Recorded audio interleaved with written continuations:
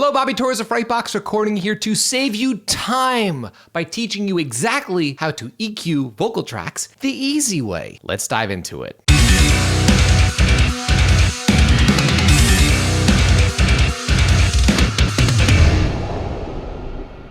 Okay, so without any further ado, I'm going to play a vocal track back for you that was recorded in my basic project studio. I was using a Shure SM7B right into my cheap PreSonus Digimax LT preamp, which was connected to my Digio 2 Firewire interface. It doesn't get any more cheap and outdated than that. So with that being said, let's listen to the vocal track. Sing me right off my feet and I can't seem, no, I don't seem to learn.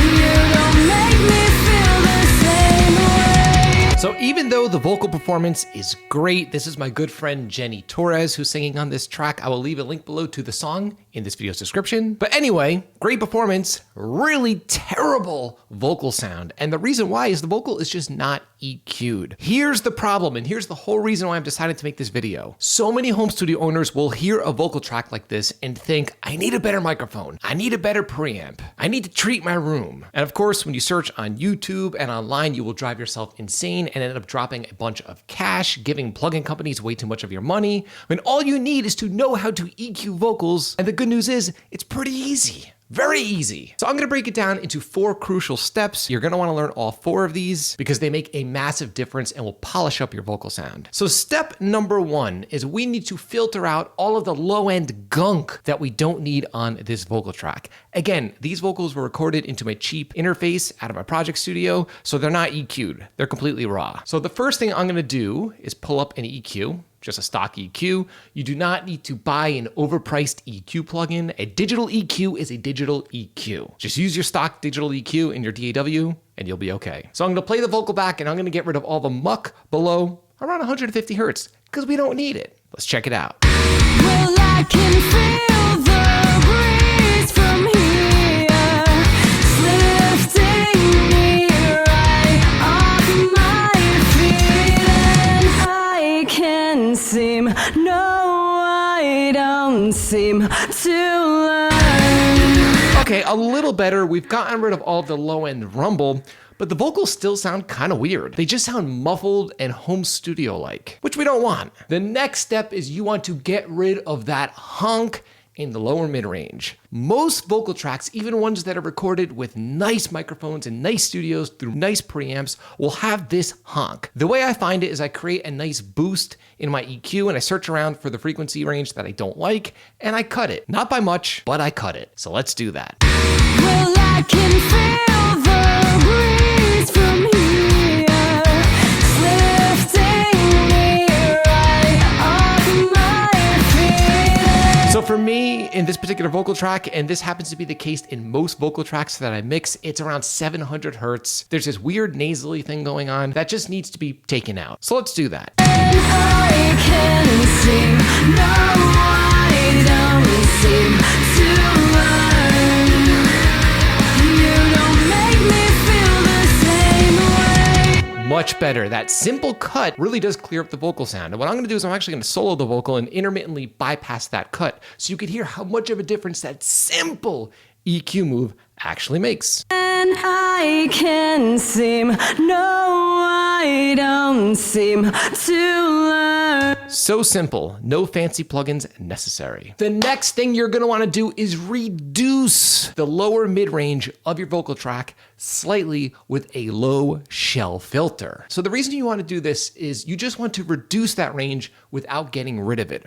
Remember, the high pass filter will pass the highs. Another way of putting it, it will completely eliminate, for the most part, the lows below a specific cutoff point. In this case, I'm getting rid of all the frequencies below 165 Hertz, but we still want to keep the frequencies between 1K and 165, but we just want to reduce them slightly to make her sound more angelic and more bright and just more crispy. And this goes for all vocal tracks, even brutal deathcore or death metal or black metal vocals. It's a universal thing with vocal tracks. So let's do that. I'm gonna take my low shelf, I'm gonna pull it up to like around 500 Hertz, and I'm gonna reduce this range right here and just listen to how much of an impact it has on her vocal sound.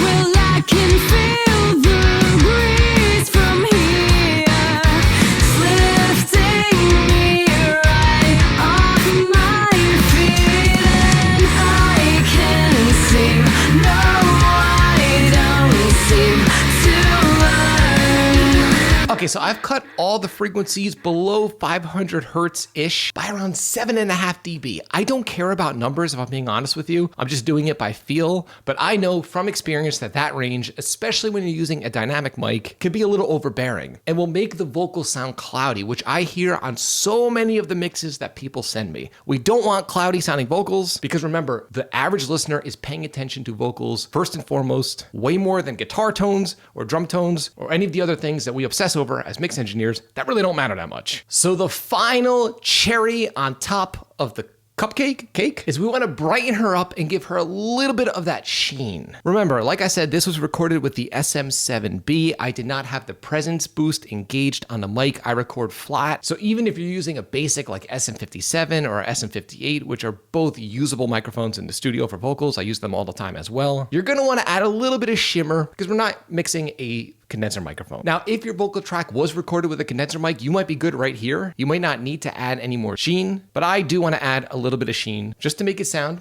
album quality. So let's do that. Well, I can feel the breeze from here, lifting me right off my feet. So what I've done is I've added a subtle bump at around 7K by about 5 dB. I'm going to intermittently bypass the filter so you can hear what it's doing. Check it out. And I can seem, no, I don't seem to learn. You don't make me feel the same way. It's just adding a little bit of crispness to her vocals. We've already cleared up the vocals with the mid-range cuts and the high-pass filter, but this little bit of a boost on the top just adds that nice sheen to her vocal tracks. Now, you don't want to overdo this. I do sometimes hear vocal tracks that are way too sibilant and way too bright. It's unnecessary. It's all about balance, and this is just adding that subtle bit of sheen to her vocal track. So what I'm gonna do now is play the track back from the beginning, and I'm going to intermittently bypass the EQ that we have on the vocal track, and you are going to be amazed at how much of a difference it actually makes. Well,